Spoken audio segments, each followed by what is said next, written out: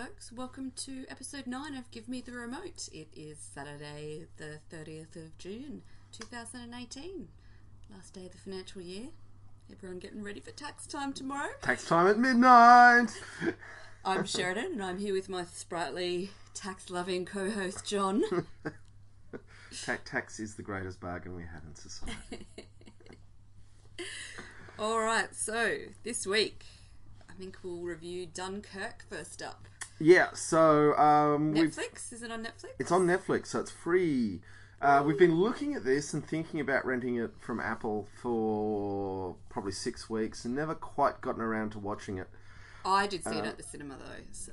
Yeah, that was probably part of it. And then it was for free on Netflix, which just goes to show the value of a movie deteriorates over time from quite a lot of money to nothing in about the space of 9 months these days. Well, they must still be getting some money from Netflix. They'll be getting some money from Netflix, but the cost to the consumer who already has a Netflix subscription is zero. And given with the what... cost of the subscription. Given our... But, you know, it's $10 ish a month. And the number of hours we consume, the value of Dunkirk is now certainly under 30 cents. I hazard a guess that we're on the high end of the users of Netflix. Apparently the average of a Netflix user is 2 hours per day, though. Really? Yeah. Wow. So just in terms of the economics of the business, the sort of thing we should keep talking about and thinking about, and as consumers of it, because if the economic model for content creation collapses, we're all going to be very sad. Yes. Well, I mean, it is this ongoing problem that, especially I think in our culture, we're not really willing to part cash for art, and that becomes obviously more and more difficult the weirder and more experimental that art happens to be. Yeah, although Netflix is definitely doing a lot of really good things on that front, and also YouTube does monetize content creators, which is, and we'll get to that actually in a later one in this episode, but there is also the issue that, you know, Facebook and Instagram keep trying to destroy YouTube, and YouTube keeps stubbornly just rumbling on without Google doing very much with it, simply because Google actually pays content creators. Yeah. Now, admittedly, you've got to build a fair following, but not an unreasonable or insurmountable following, and definitely there's a lot of very small niches out there being occupied very profitably. Yeah. And we will talk about one of those later. Yeah. Back to Dunkirk. So how about, I reckon, seeing as you're the war aficionado, that you should give us the plot. What's the movie about? Well, okay. I mean, firstly, this is a Christopher Nolan movie, and I think for fans of Christopher Nolan, which is a pretty fair niche all of itself, always plays with time and space and perceptions of it. So it's essentially 3 stories. There's some guys on the ground sort of scavenging around Dunkirk, kind of hoping they might be able to join the escape, or one guy who keeps meeting other guys and killing some guys. And so, tell us about what the Dunkirk incident. Oh, the Dunkirk in general, right? Or the miracle at Dunkirk, as it's widely known. So the German army proved the world very wrong when they thought the French Ardennes forest was impassable, and as a result sent an armoured column right up the guts of the French, which led to a general rout in the early days of World War II. The result being that France, shortly after the scenes set here, had to surrender to the Germans, and the British Empire found itself basically fighting the entire world.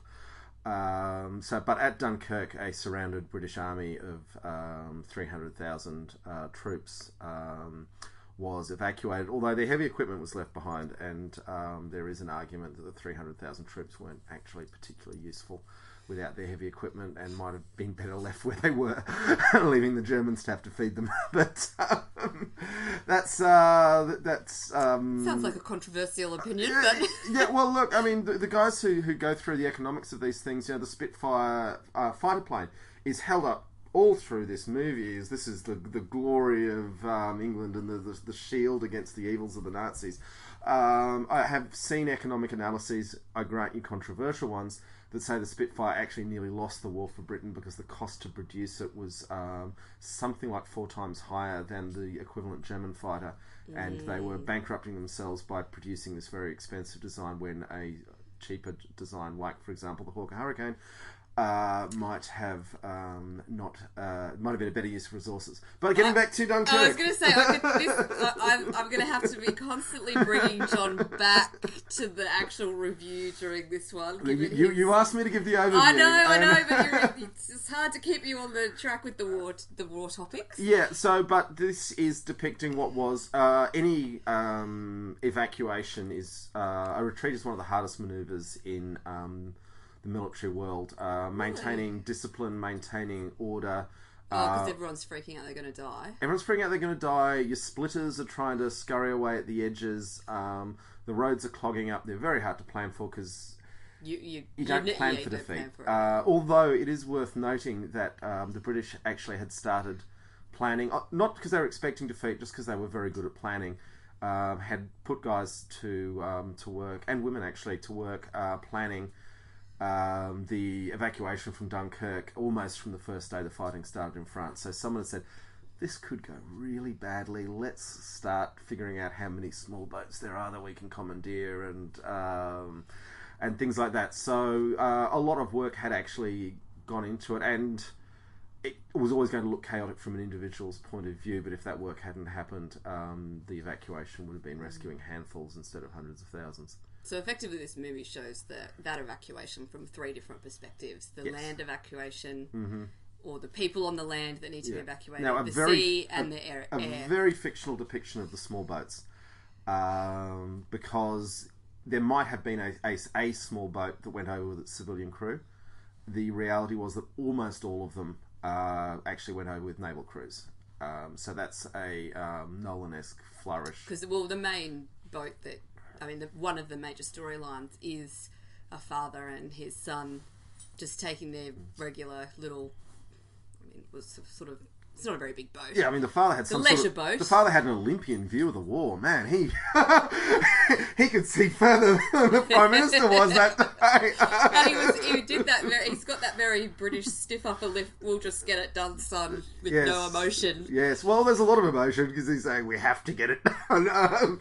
But so that bit is a bit made up-ish in that it might have happened, but it wasn't typical, and a lot of what it's trying to present is as if it was typical. And then Tom Hardy, thankfully robbed of any opportunity to act by his fighter goggles. Oh, you don't like Tom Hardy? I just don't think he acts very much. And he doesn't act very much in this movie. Yeah, well, he sort of wiggles his head a lot, and he writes in chalk sometimes. Is there is hardly any speaking in this film. I think every second of dialogue actually appeared in the trailer. Oh, interesting. Yeah, you don't... Nolan does an amazing job creating tension, but he primarily does that through the lack of speech and through the musical score, which is Hans Zimmer. I didn't realise Hans Zimmer was still kicking around. Will he ever... He must be ancient. He must, but the royalties are pretty significant on these sorts of things, although people don't listen to movie soundtracks like they used to. No. But I think if you're Hans Zimmer, you can get this sort of brief and just knock it out relatively easily. Well, this would probably be actually something a bit different for him because he's not really used to having films that have absolutely no talking. Oh, yeah, the soundtrack is the dialogue in the film, yeah. And I think that works really well. I especially when I saw it in the cinema the first time, I did have that sort of feeling of breathing in my chest a lot of the time from the tension that was created. I got to say, I thought the sound effects were actually a little on the flat side. We've got a reasonably extensive surround sound rig here, and compared to some things where things go zooming across the screen, they feel like there's a freight train running past the house. There wasn't a lot of that in this, at least on the Netflix version, which I realised that could just be the Netflix one didn't have the big sound on. Yeah, well, in the cinema I felt like the sound was pretty good. I think it might be the Netflix, because we don't have Netflix HD, do we? Is there? We normally get the surround sound, though. Yeah, true. Performances, it's depicting people in shock, so mostly it's people shivering, not wanting to talk to anyone, which it's very close to a silent movie, as we've already said. That Irish actor who's in it, whose character actually doesn't have a name, he's credited as Shivering Soldier. Cillian Murphy, I think that's how you say it. Mm-hmm. I think he's a really good actor, and I think he's good in this. Harry Styles is in this movie, actually. Is he the one who died? He's one of the 3 soldiers Oh, that right, goes okay. off on the side escape sort of tangent, hold up in the boat. Yeah, right. Which I didn't actually know it was him, but Okay. I'm not really a One Direction fan, so I'm not sure I would pick Harry Styles out of a Yeah, lineup. I mean, it was creditable. There were no bad performances. I mean, it's a Christopher Nolan film. He's not going to tolerate a bad performance. They'll keep shooting it or replace the actor if there's a bad performance going on. Yeah. So the performances are all great. If I don't know, because I mean, I'm overly familiar with the action they're trying to depict, and I think things like the small boats turning up, probably if you were unfamiliar with the story, would have seemed much more emotional than it was. Oh, yeah. I mean, I did buy into that. I thought, oh, wow, this... And, I mean, especially this World War II. I mean, how many more movies can we have? But it has such a rich subject. Like, there's so much material. It's also the last moment of moral clarity. Yeah. And so people like that. We know who the goodies are. We know who the baddies are. But I thought, oh, this is an amazing story. I didn't think I could hear a World War II story that I hadn't heard before. And time and time again you get them, and this is one of them for me. One of the things I did like about this movie was that it actually was trying to do something a little bit different with the lack of dialogue, because I think there's definitely World War II movies of this kind of budget. They can be too wordy. I mean, Inglourious Bastards. Ugh. Well, I mean, I sort of count it's probably a little not really in this kind of category. But you know, you're Saving Private Ryan style. Yeah, feel. Which again, at its most memorable moments, had almost no dialogue as well. True, but I mean, they set themselves up in this very cliched way of big budget, gripping opening scene. Lots of grey tones. Character development with, you know, some emotional brothers or whatever that goes on. And it's the same thing you see over and over. It's not really presented in a new way, but I thought this was something new. Yeah, very much so. Again, it's one of those things a bit like The Quiet Place, where I wouldn't want to see too much more of it. Oh, I totally agree. Like, it's done now. I don't want to see it again. Yeah. I mean, World War II was a huge conflict. There's still a lot of stories that there's room to do things with, particularly the defence of Crete for Australian audiences is one that is a lot more could be done with. Maybe we just need a better funded local film production. Yeah. And we could get something like that off the ground. Yeah. Well, but I mean, maybe we should write the script. This is a huge budget, this film. The number of extras in this is just phenomenal. Well, it's literally a cast of thousands. Yeah. Although a lot of them were CGI'd, I suspect. I understand that they did have quite a lot of extras. I mean, I hadn't realised... You do definitely get this as a huge operation. There was 300,000 soldiers that were stranded at Dunkirk and needed rescuing. And I actually think, to be honest with you, that it kind of... You don't even really necessarily get that scale. And this is with the most amount of money that was possible to be spent. And it's still... When I read that figure, I was like, wow, that's just, unbelievable. There is talk in war nerd circles that in the dying days of World War II, when the Nazis knew the game was pretty much up, they actually diverted hundreds of thousands of troops so Goebbels could make one last war movie with Leni Riefenstahl. And I've never seen this or met anyone who claims to have seen it, but I still think that would be an interesting thing to see, because they actually dragged hundreds of thousands of troops to march around and make a movie. But yeah, the scale and scope's always hard, and particularly they were being bombed and there was artillery fire, so they were trying to disperse the troops as much as possible. I mean, they certainly show where they're all lined up to get on a troop ship, and the Stukas come down with their Jericho sirens making horrible, nasty noises, and I've not been to a war myself. I feel they depicted pretty well the level of confusion at the lower levels. Oh, that is done really well. The other thing too, and I mean, there is definitely a cultural element to this, is when the opening sequence occurs when they are in the town of Dunkirk. Very cold open. It is a cold open. And, you know, obviously that they have been pushed back, and there's kind of this bit of an abandoned zone where there's no one living there, and the soldiers are just sort of wandering around trying to find some food or do, I don't know what they were doing, just wandering. They were looting. They were, but I didn't, not for valuables necessarily. But anyway, they would have pocketed a gold watch if they found it. But when I see that, I mean, I guess I don't live in France, but it's obviously from a Western civilization that they're living in. I could imagine myself living there, and that resonates with me, I think, much more than what happens when I see US soldiers invading Baghdad, or because I think, well, I'm never going to be in Baghdad, I'm never going to be a US soldier, right?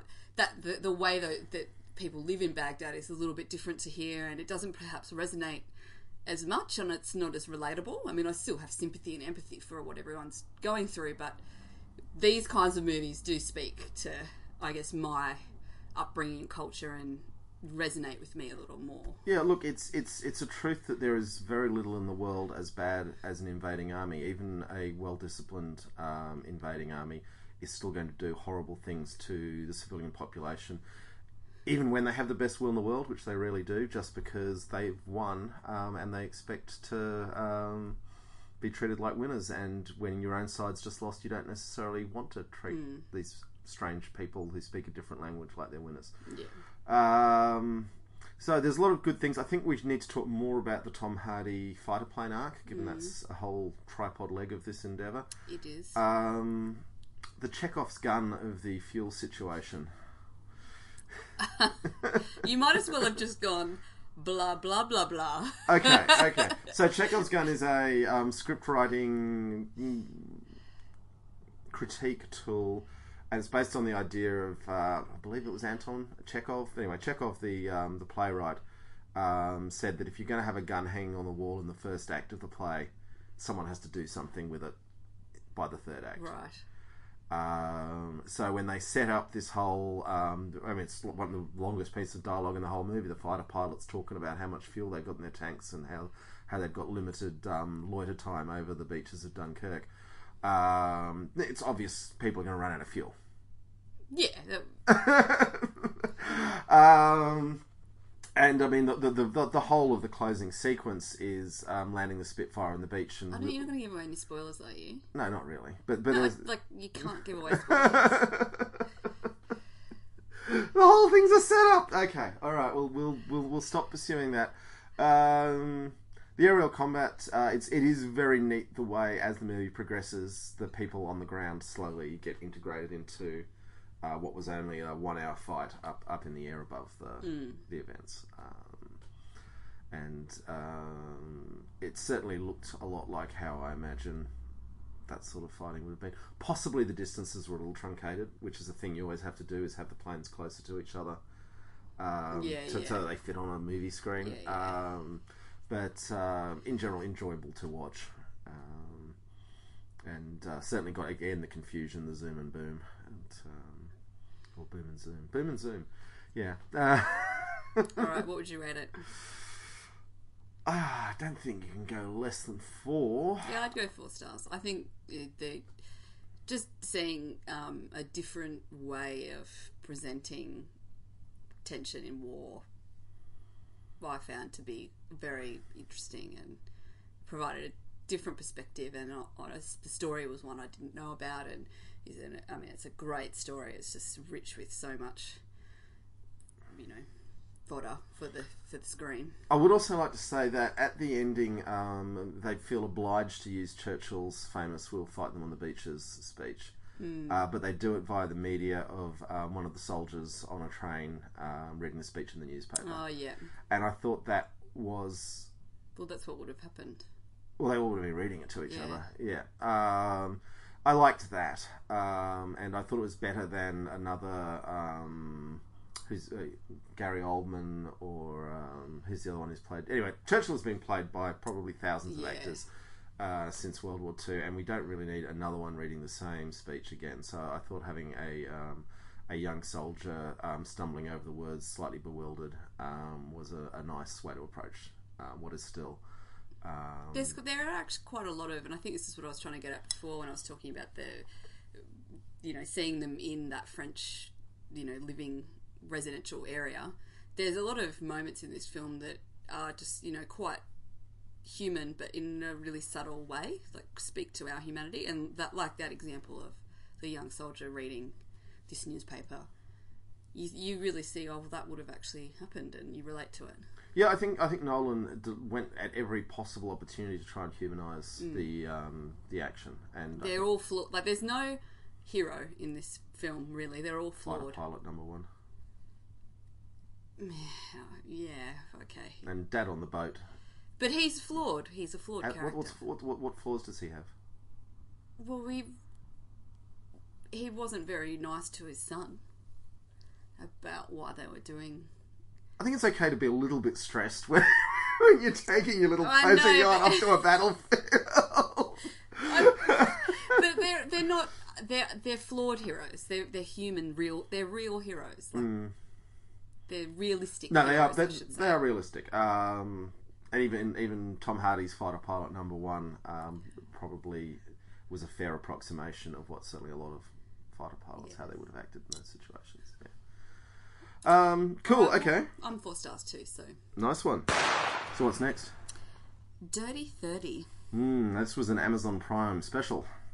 Oh, did we watch this on Prime? I didn't realise that. I think so. Yeah. Are you sure? Yeah. Okay. Yeah. So it's a you'd call it a rom-com, wouldn't you? I would call it a chick flick. Chick flick. Because I don't think that there is comedy. There is, and there is a little bit of romance, but you kind of need those in chick flicks. Mm-hmm. But the primary, I guess, story is about the women and their friendship. Which is quite unusual. But, no, that's what a chick flick is. Would it pass the Bechdel test? Because they mostly just talk about dudes.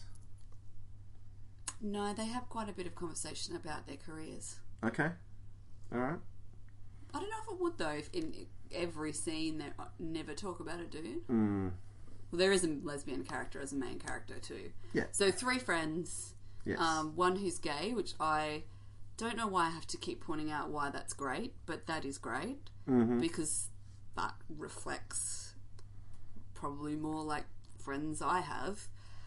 She's closeted at the start, though. No, she's not. That was a joke. Was it? Yes. Oh, okay. That was a joke. She was hiding the fact she was engaged, though. She was, but that was just more about not telling your friends you're about to get married. Okay. And the reason is because their relationships weren't going that well, and she was trying to be the nice friend by not rubbing her happiness into her friends while they're... Yeah, I don't think I've ever met anyone like that. You're also not picking up on the nuances of the chick flick, narrative. No, it's all new to me. It's fantastic. Interesting though, this movie. So the 3 main characters who are played respectively by Mamrie Hart, which seems an unfortunate name, Grace Helbig, and Hannah Hart, who's not related to the other Hart. All YouTubers. Oh, they're all YouTubers. All YouTubers. That would be why they got Prime would have greenlit this, because they were just hoping to find a cheap way to access fan bases. So yeah, but certainly, I mean, I looked and said, "Oh, Hannah Hart. I'm really intrigued to see what she's done in the movie." So yeah, they got me there. It's not a perfect movie, though, is it? It's essentially a house party movie, a house party goes wrong movie. Yeah, I mean, that's a trope that we've all seen. It tends to work reasonably well. It creates a lot of situations, and in parts this does feel like a montage of situations. Yeah. I mean, look, this movie, I probably won't remember this movie in a month. No, there's very little to hang its hat on. But it is chuckle-worthy along the way. There are moments that are genuinely funny. They're all really likeable, the characters, and relatable. I found Hannah Hart was a bit stilted. I felt she was really fighting the direction. Yeah. And her shtick is always her facial tics, and they're kind of a little overdone. Well, I think, too, what you realise is that none of these people are actors. Yeah, although they are performers on camera. Yeah. But, I think there was a little bit of, you could see the kind of amateurish maybe of transferring their YouTube kind of personas over to very traditional feature movie. Yep. But, you know, not all of that's their fault. They've got scripts and whatnot to deal with. But yeah, and I thought there was genuine character progression. There was a beginning, a middle, and an end. I don't think it gets boring. Like, I wasn't really bored. There was, you know what about this movie, actually, that I liked? It was kind of one of those things of, it was pretty cold last night, Friday night, big week at work, come home, have a nice comforting pasta, a couple of beers, put on a movie. I knew exactly where it was going to go as soon as they said they were throwing a house party. I was like, I know what's going to happen. And it was comforting, and it was pleasant, and there was no surprises, but I knew what I was getting into, and that was nice. Here we go. I think you probably do need to have a couple of beers or wines to perhaps enjoy this movie to its full extent. It's a very boozy movie. Yeah. I mean, there was one moment where they're doing body shots, which for the uninitiated involves pouring spirits into someone's belly button and someone else sucking it out. What and I turned to you and said, "Have you ever been to a party where that happened?" And we've both been to some pretty wild parties. Yeah. And no, I've never actually been anywhere that happened. Maybe it's just a cultural thing, though. We're Americans more are bigger like, on spirits. you know, the clothesline of goon thing. Goon of Fortune. Goon of Fortune, yeah. Which is where we hang a plastic bladder full of wine on a rotary hoist clothesline and spin it around and partake of it when it lands above us. Yeah, I think it's just not. I don't think the body shots are really a drinking game that we do in Australia, and also it's really gross. Yeah, it's really gross. I mean, it's borderline sexual, I guess. So there'd be a lot of some ugly dude comes up to the pretty girl and she'd be like, "No, not you, mate." Yeah. But, or vice versa. I imagine the unloved get less people wanting to suck vodka out of their crevices. Yeah, and I mean they throw keg standing in, which I know I have been to parties where keg stands happen, but it's I haven't. Yeah, right. That sort of sounds dumb too. I don't like drinking games, but anyway, we digress. It's only because you're not very good at it. What? If you're going to drink alcohol, you should just do it in a civilised, non-competitive way. I'm quite competitive, but I don't really need to drink competitively. That would get ugly, wouldn't it? Yeah, so I thought this movie was just, you knew it was comforting. It was a comforting movie. I enjoyed it. I had an enjoyable 90 minutes. I don't need to rewatch it. I'm going to give it 3 stars. Okay, I'll give it 3.5 just because I did enjoy it. I think it's going to be really interesting to see if more YouTubers make this transition. It's a funny thing because if they've got 1 million followers, that you'd be like, surely that they'll be able to translate that into people consuming the... Well, their acting fees they wouldn't be getting paid very much to do that. No, and they did have... Certainly Hannah Hart had a writing credit on this as well. Yeah. But... she writes quite a bit of stuff. We'll talk about that more in a minute. Sure. But I thought... It's an interesting development, and we're probably going to see some more of it, and it's going to be a case of whether the movies work out financially as to whether we see a lot more of it, I guess. Okay. So what's next? Well, given that we just spoke about Hannah Hart and in Dirty 30, I thought that we should review her YouTube show called My Drunk Kitchen, which I had not heard of. And so while we were watching Dirty 30, and you kept saying, "Oh, Hannah Hart." I'm like, "Who is that?" And you go, "You don't know who Hannah Hart is? You've never seen My Drunk Kitchen?" In exactly that voice. And I hadn't heard of it, and I don't think I'm actually really a big one to have watched a lot of these kind of YouTube serial shows. That just, maybe it's generational, maybe it's just not my kind of bag, but I hadn't seen it, and we watched it, and I have to say the early ones are really funny. Yeah, I've got to say, about 3 years ago, I stopped watching her stuff. Actually, we should say what the concept is first. Okay, so the concept of My Drunk Kitchen is Hannah Hart always starts with a cute hello, and then proceeds to try and cook something while downing at least, in the old ones, 3 bottles of wine. And so it's all jump cut sort of together. Yeah. So you're not just listening to a drunk person for a while. There's a lot of editing that will be going on. I mean, she must get I mean, some of those episodes looks like she's probably got like 1 or 2 hours worth of footage. Yeah. That she's got to go through and cut out the garbage. How long are the episodes? They're probably like 10 minutes, 5 minutes. Yeah. But I mean, so she started this channel how long ago? It was like 10 years ago? 7 years ago. 7 years ago. And it's been going, well, pretty much since then. Now, I'm going to do a little shout out because I was actually sharing an office with Rafe Morris, the comedian and singer-songwriter. And I remember Rafe shot me in the back of the head with a Nerf dart at about 30 yards range. And I was like, what the hell, man? And he's like, come over, you got to watch this. So I went over to his desk, and the setting here was basically, I had a desk in one corner of this huge abandoned office space, and Rafe had a corner in the other desk, and so some significant distance to traverse, both for the Nerf gun and myself going back, and no one else around, and so we sat and we watched the first My Drunk Kitchen, which we watched that last night. Was she trying to make? Oh, just cheese toasty. Yeah, I think she can manage to mess up a cheese toasty. Butter your shit is what I think it's called. Yeah, and I found her utterly captivating, she's a funny drunk. Yeah. I must say, when I was watching this, I was like, man, I could have done that 7 years ago. I was drinking alcohol like that and making shit in my kitchen. I wish I'd have come up with that idea and have 1 million followers. But alas, Hannah Hart did it, and not me.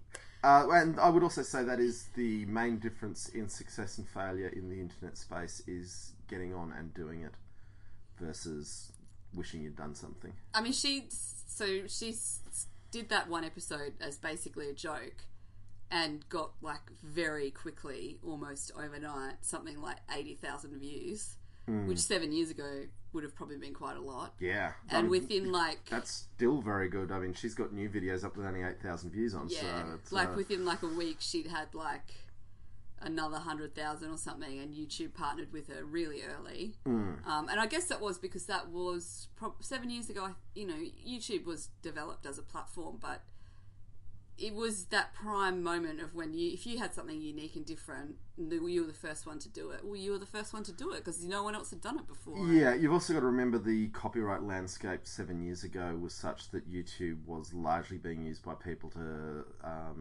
illegally share South Park and Simpsons videos. Yeah. And they wanted people to produce original content. They really needed people to produce original content so that they could go to judges in court and say, this is not just a piracy platform, this is a content platform. So grabbing anyone who was doing anything good and shoveling money at them was very important to YouTube's legal survival at that point. Yeah. But I mean, yeah, good on her for having the guts to go, hey, I think I'm a pretty funny drunk. I'm going to film it and see what happens. Well, it'd be very hard dealing with your family. It'd probably be easier doing porn. Why?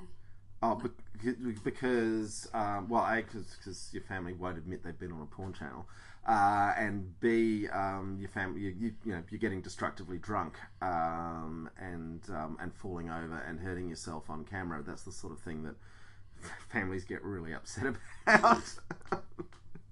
I know a little bit about this from my confessional blogging days. The only people who read it are concerned aunts. But we did watch some later episodes as well.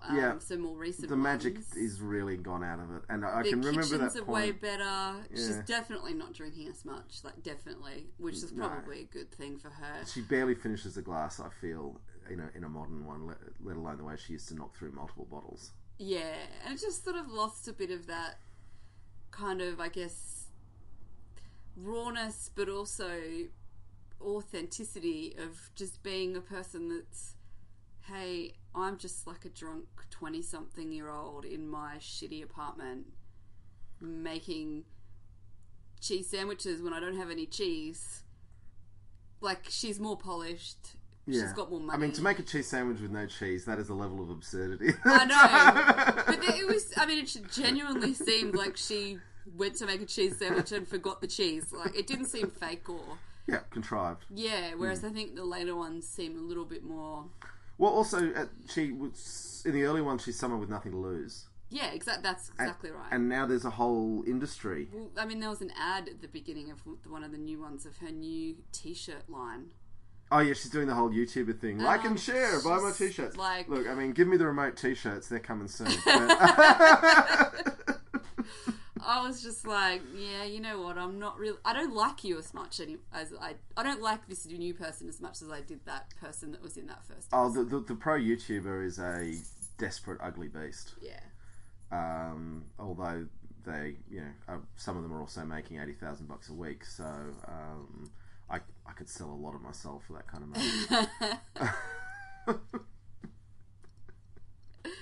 But I would highly recommend watching those early ones. They were really funny. I would definitely say when you go through YouTube, dig through it for the stuff that's 7 years ago. Once you get that first one, which is Butter Yo. Butter Yo Shiz. Yes, I've said shit about 8 times in this episode.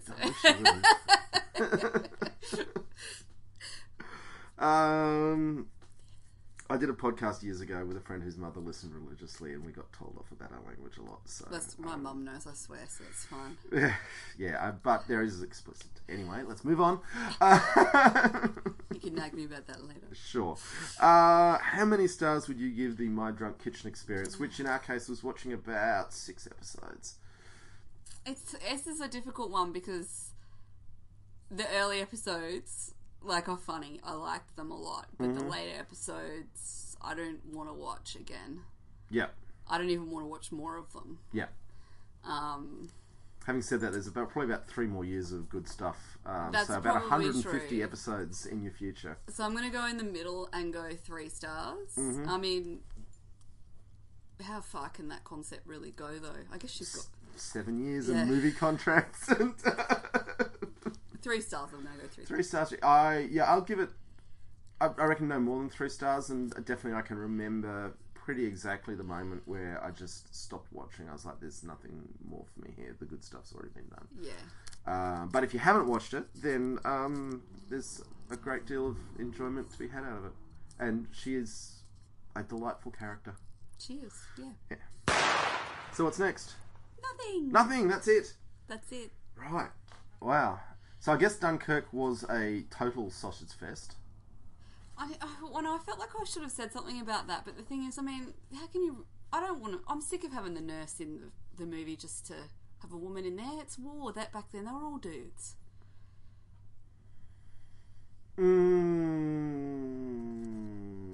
They were mostly dudes. I think this one is possibly even more of a total dude fest. Well, there's literally there's no nurses, there's no girlfriends, there's no wives, there's no mothers, there's no sisters. Yeah, and all those people did exist. There were French civilians. Not sure if they were going to get... But there weren't any French civilians in the movie, were there? No, not in the movie, but there were French civilians. Yeah, I'm just saying, it's not like they excluded women. I mean, their houses made it into the movie, but... but that was a total sausage fest, but we have balanced that out with the Hannah Hart double play. So... YouTube keeps suggesting... Oh, not YouTube. Netflix keeps suggesting a category for me called shows with strong female leads. Oh, that's nice. Do you get that? Didn't Michelle Wolf do that? Strong female lead was the name of her... I'm thinking that's where it comes from. That reference comes from, though, because it keeps coming up as an actual category, and I'm like, ooh, this is great. Yeah, that's a category I haven't been troubled with, oddly enough. Even though I managed to get Hannah Gadsby on my Netflix. Look, so folks, thank you very much for listening to us. Thank you very much to the person who reviewed us on iTunes. I know. We don't know who you are, but we thank you for your 5 stars and your kind words. It's very exciting. And we would encourage you to review us positively in all appropriate forums and to tell your friends that they should listen to us. And we're still waiting on emails. Still waiting on that email to gmtrpodcast@gmail.com. I went and tested it this morning and that email arrived just fine. So, so it's not an error in people. Do email us, let us know if there's any shows or movies you feel need our tender mercies, and or just to say hello. We know you're out there. We can see your download stats. Big hello again to Sheridan's dad, Ron, who is our number one listener. And I think he's not listened to the last few episodes. We're losing them, John. We're losing them. Lost Ron, no! Actually, it's not true. Our numbers have actually been climbing in recent weeks, which is very pleasing. Good to know. So, anyway, thank you all, folks, and we'll be back next week.